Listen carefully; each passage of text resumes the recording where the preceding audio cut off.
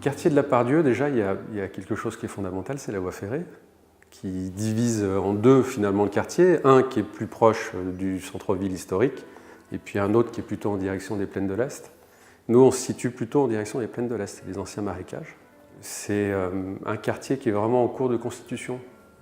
Il n'a pas vraiment d'empreinte, ni celle des années 70 pour la partie du côté ouest, ni finalement le tissu un peu faubourien ancien qu'on pouvait avoir le long des voies d'accès. Donc c'est un quartier qui souffre un peu d'histoire finalement.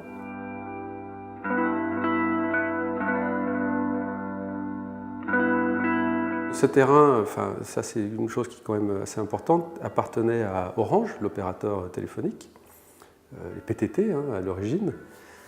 D'ailleurs, le bâtiment contre lequel finalement on vient de façon parallèle s'appuyer est un bâtiment technique France Télécom, Orange.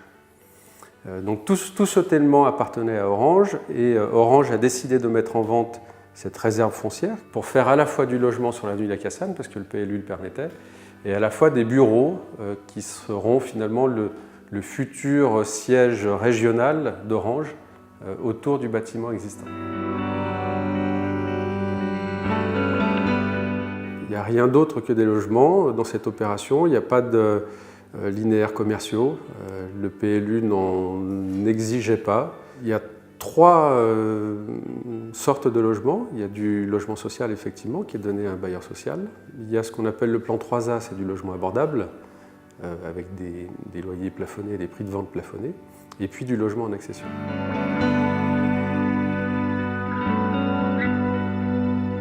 Contextuellement, de par l'exposition et par ce qu'elle regarde et ce qu'elle laisse avoir, il fallait avoir des façades différentes.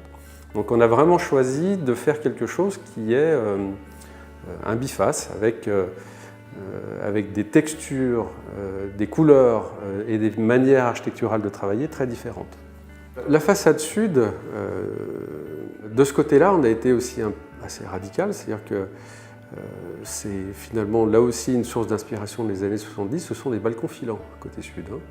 Sauf qu'on a décidé de cacher ça derrière une résille.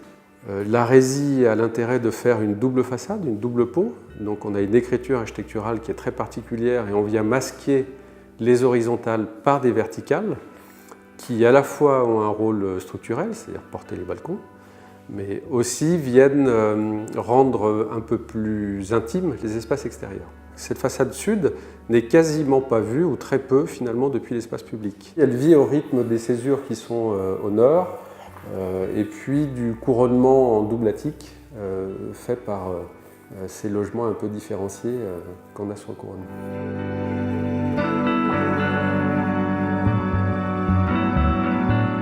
On voulait du béton préfabriqué pour la pérennité, la qualité de l'exécution par rapport au coulé en place qui est beaucoup plus aléatoire. Le fait qu'il soit fait en usine, il est parfait. Il arrive sur camion et c'est un jeu d'assemblage, c'est du Lego.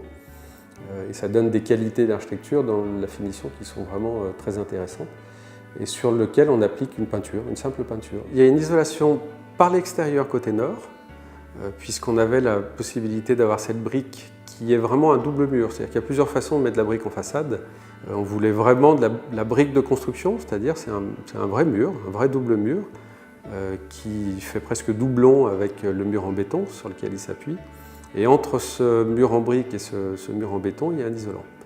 Donc là, on a vraiment une double isolation, c'est-à-dire de la brique, de l'isolant, du béton et un isolant intérieur. Donc une paroi qui est très performante du côté nord. Et en revanche, côté sud, on a une simple isolation par l'intérieur, puisque je dirais le soleil fait le reste.